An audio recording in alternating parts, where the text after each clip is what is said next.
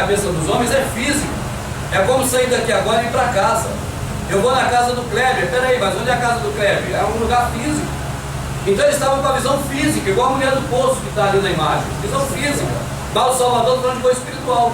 Aí ele fala, onde eu vou? O assunto é esse, onde ele vai? Na casa do meu pai, que há muitas moradas, mas está desligado. Nunca você vai ver uma pregação ligando isso. Que aí ele dá uma palavra-chave, que é o objetivo desse assunto quando ele fala isso. Ele fala, eu sou o caminho espiritual. Não é o caminho de sair de casa para ir no templo, que é como nós fazemos. Nós saímos de casa e vamos no templo, isso é físico. Ele fala, eu sou o caminho, esse caminho espiritual. Ninguém vem ao Pai senão por mim. Aí muda o capítulo, olha aí. Não se turbe o vosso coração, não fique triste. Onde eu vou, que é o meu Pai, que o caminho sou eu, há muitas moradas. Só que desligou, acabou. Então, essa quebra dentro o processo religioso, os cursos de teologia servem para isso, para segmentar pedaços, para acionar de homossexualismo. Baseado na Bíblia. O irmão ia falar disso aí? Eu já vi o Richard falando a respeito de Bíblias de antes de 1975. Eu acompanhei assim, na música fala muita coisa antes de 1975, coisas interessantes. E várias pessoas falando a respeito, depois de 1975 o processo de massificação tomou conta de tudo. Eu queria saber quais são os eventos e que Bíblia é essa? Na verdade, quando ele fala das Bíblias, eu penso que isso é uma sequência que sempre vem ocorrendo, sempre vai ocorrer. Eu mesmo já peguei em Nova Iguaçu, na casa de um irmão, uma Bíblia antiga que não está escrito Jesus nela, está Êxodo. E lá está inclusive Lúcifer, que até que Lúcifer renasce em vossos corações, às 3 da manhã. Então, quer dizer, é uma Bíblia muito antiga, que era da avó dele, restaurada. Tu vê que ela é restaurada e vai estar toda coladinha. Então, quanto mais velha, sem dúvida é melhor. Hoje já tiraram, por exemplo, não sabeis vós que vós sois o templo, e colocou, não sabeis vós que vós sois o santuário.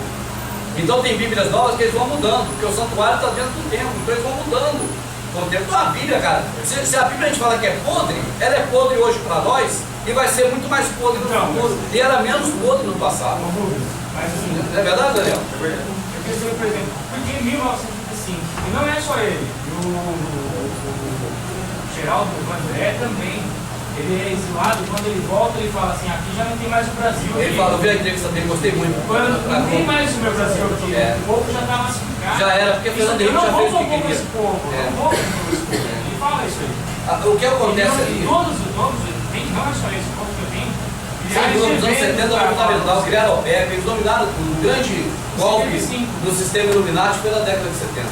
Sem dúvida, Fernando Henrique foi o cara do Brasil que fez tudo aqui. O grande vilão brasileiro de todos os tempos, o pior homem do Brasil, sem dúvida, é Fernando Henrique Cardoso.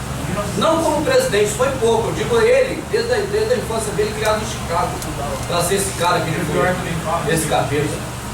Mas esse é assunto sobre Illuminati, a gente entra nesse aí também para a gente discutir. O irmão de Vermelho tinha chamado. Não, só para falar da Bíblia, para a gente não ler versículo e tal, né?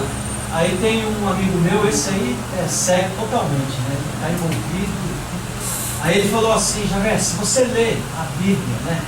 Que está dentro da Bíblia, como um livro normal, aí perde o encanto. Perde mesmo. Ele falou, você não pode ler a Bíblia, é um livro. Ensinar ele assim, pastor, eu ensinar ele assim. Então ele não. Aí você fala que você lê, eu peguei para ler Hebreus com ele inteirinho assim. Ele fica. Aí ele tá aqui, ele quer pular lá pra frente. A cegueira, cara, é terrível, cara. É contaminação mesmo. O cara não consegue mais jogar naquele caminho que está ali, porque o caminho dele é assim. E eu falei, nenhum homem se escolhe por si próprio a ser sacerdote, está escrito, né? Porque está mostrando que nem Jesus se escolheu, ele é sumo sacerdote por causa da ordem de Melquisedeque, né? E ele não era de Levi, né? Aí ele cortou isso aí e foi lá para frente para dizer que para congregar e tal. Então os caras, Irmão, vamos na congregação da irmã, que foi a primeira que. Eu estou sem óculos aqui. E aí, como é que eu costumo dizer? Agora, nenhuma condenação aos que estão em Cristo Jesus.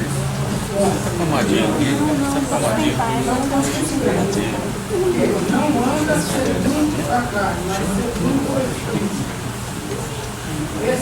vai até Jesus. O que o irmão está falando aqui é interessante, é porque as Bíblias vão saindo, eles vão cortando pedaços. Quer ver? Eu tenho no carro que me deram da Universal.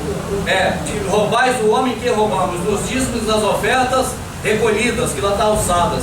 Na Bíblia da Universal não tem alçada mais. É só assim, roubará o homem até o rouba nos dízimos de ofertas. Acabou. Recolhida já tirou para ninguém ver que era recolhida. Vamos para Hebreus da irmã? A irmã falou de Hebreus aqui, que eu acho que é uma coisa interessante. Irmãos, quando a irmã fala em congregar, não deixai as vossas congregações, segundo é o costume de alguns, mas a de mostrar uns aos outros, quanto mais agora que chega próximo ao final. Está escrito uma coisa, algo assim. O sistema religioso, ele fala para nós que é para nós não deixar de participar de uma denominação, de participar de um grupo religioso evangélico. E aí, neste caso, tem água aqui, que vocês querem tomar água? Tem que vai pegar por aqui. Aí o que acontece? Eles falam isso para dizer para a gente não sair da denominação deles, não é verdade? Só que quando você lê a carta toda, porque é isso que é importante, aí resolve o que o irmão colocou no começo, porque você tem um entendimento do que foi escrito. Então você vê em Hebreus falando, inclusive, que começa assim: porque as coisas passadas são apenas sombra das coisas futuras e não a imagem exata. Começa ali naquele texto, sobre esse assunto. Aí Paulo fala assim: porque no mandamento anterior pelos antigos sacrifícios jamais aperfeiçoou coisa alguma, tanto que havia necessidade que se renovasse o sacerdócio a cada geração, para que pela expiação do pecado, todo ano, o sacerdote oferecesse sacrifício contínuo. Aí ele vai descendo a lenha do sistema antigo, ele vai só botando pontos negativos, no capítulo 10 de Hebreus. Quando ele chega perto do 20, ele muda. Aí ele fala agora do Salvador. Depois que ele meteu o pau doidado no processo da lei de Moisés, do mandamento anterior, ele fala agora do que a gente tem como graça. Que graças são as filhas peladas de Zeus. Se botar na internet graças, e botar lá no YouTube, no Google, né? Imagem, aparece a menina pelada lá abraçada. Então é blasfêmia também graça, né? Mas a gente não tem como, tem que usar o latim, né, cara? O brasileiro é latino. O Wikipedia aparece também. Aparece as graças também. Então, quando ele vai falar agora da graça blasfemada, quando ele vai falar da graça, ele está falando no Hebreus 10 sobre aquelas coisas do passado, que não resolveram nada.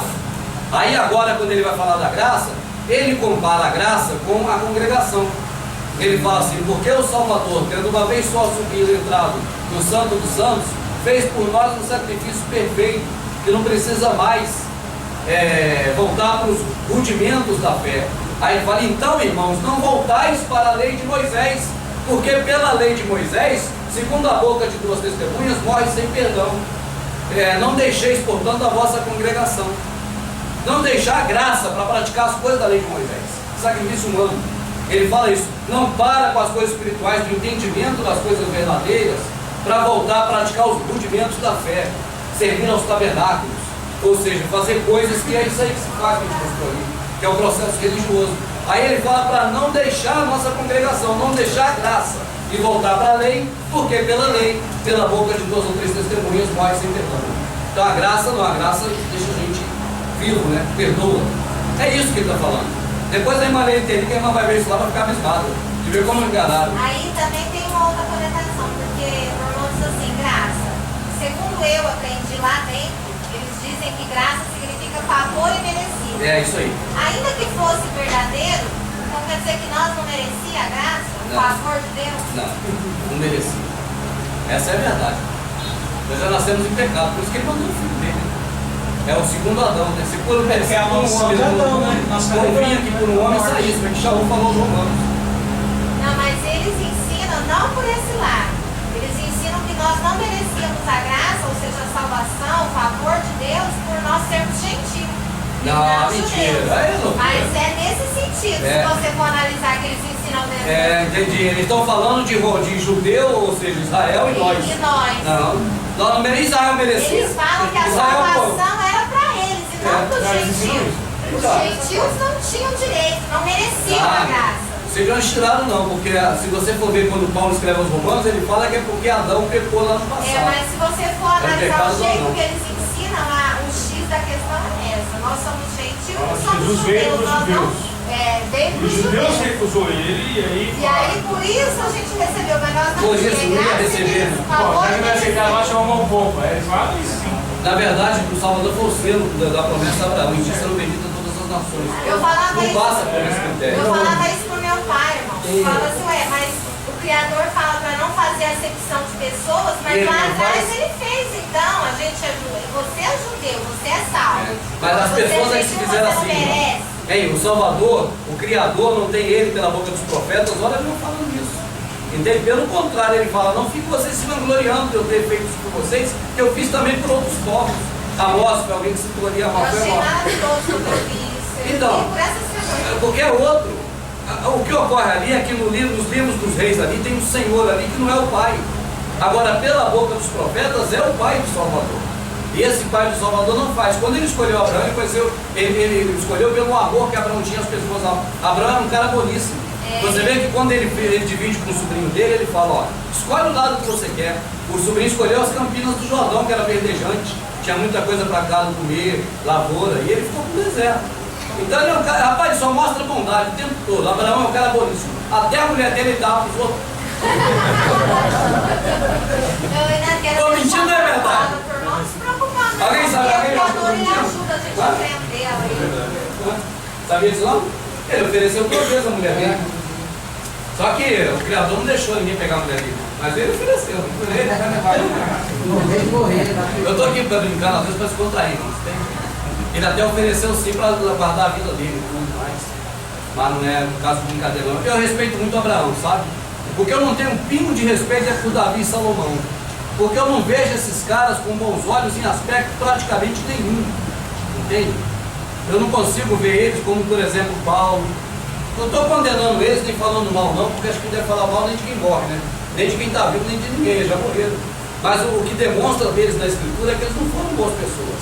E Eles nessa foram parte muito maus. que fala que ele tinha um coração, segundo o coração. Ele era segundo o coração do Criador, porque o Criador escolheu ele, porque ele era um menino lá, apenas pequenininho. né? Era um menininho simples do mato, cuidando de ovelha. Porque ele quer isso, pessoas que cuidem das ovelhas. Não, e na escritura depois fala a respeito das crianças, né? É, Ele era criança, né? ele era menino. Então escolheu ele. Davi não era de tudo mal.